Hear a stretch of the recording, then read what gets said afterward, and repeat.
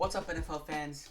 In today's video, we're looking at my top 5 underrated picks in the 2026 NFL Draft. So at the time of recording this, the draft just ended. It's currently the UDFA period where a bunch of people signed, people who didn't get drafted. So I might make a video on that, looking at some of the best UDFAs that have been signed or yet to be signed. But anyways, let's just get started. For my most underrated signing is the Jacksonville Jaguars getting their hands on Emmanuel Pregnon, getting him at round 3, pick 8. This is an amazing pickup for anyone who got him. Fortunately, the Jacksonville Jaguars were able to get him. I don't know why he went so much later. I predicted him to go round 2 at the least. So getting their hands on this guy is insane. He is 6'5", 318 pounds. This guy's just huge, and he can move people. It's very surprising to me that he went at 88 with his size, and he's quick to get on people too. So this is a very good underrated pick for the Jacksonville Jaguars, who I think kind of needed a little bit another guard and an O-line to kind of solidify it and make a nice wall for Trevor Lawrence. So that's a really good pick on their part. For my number 2 underrated pick, it's got to be Jake Slaughter, the Chargers. He's a center from Florida. And to me, he was one of the best centers in this draft, along with other guys. Now, the Chargers are known, especially last year, they got absolutely destroyed. And to me, it was mainly because of their O-line. So getting this guy in their center is really, really good for them. They got him for their second pick at pick 63. That's really good for them. He stands at 6'5", 303 pounds. Just an awesome pickup for them. Hopefully if Joel gets better and maybe they can get some UDFAs, this O-line will be looking really good for Justin Herbert and Mike McDaniels next year. For my third underrated pick, might be a little biased, but I love Zion Young. I'm super happy that we got him. I think he's one of the most explosive and versatile defensive ends in this draft.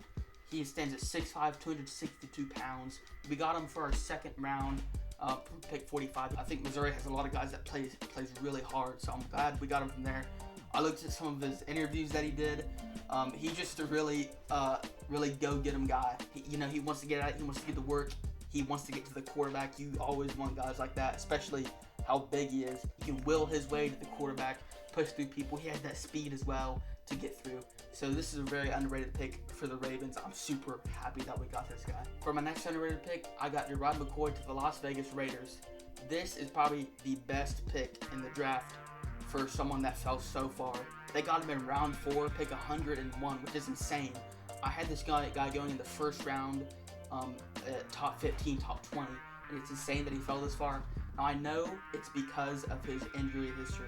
A lot of teams were concerned with his injury, but I think when healthy, he is easily the best cornerback in the draft, maybe second to Mansour Lane. He stands at 6 foot, 193 pounds, and he's just a ball hawk. He doesn't let anyone burn him. He's always on guys. He's always swatting balls away. He can intercept the ball well. He's good hands for that. For the Las Vegas Raiders, who definitely need a guy like that on their secondary, great pickup for them. And they're looking pretty good for next year, honestly. For my 5th and final underrated pick in the draft, it's got to be Harold Perkins Jr. to the Atlanta Falcons. I mean, I'm surprised this guy went so late. It doesn't say which round he went in here, but I think it was like round 5 or 6, which is really insane.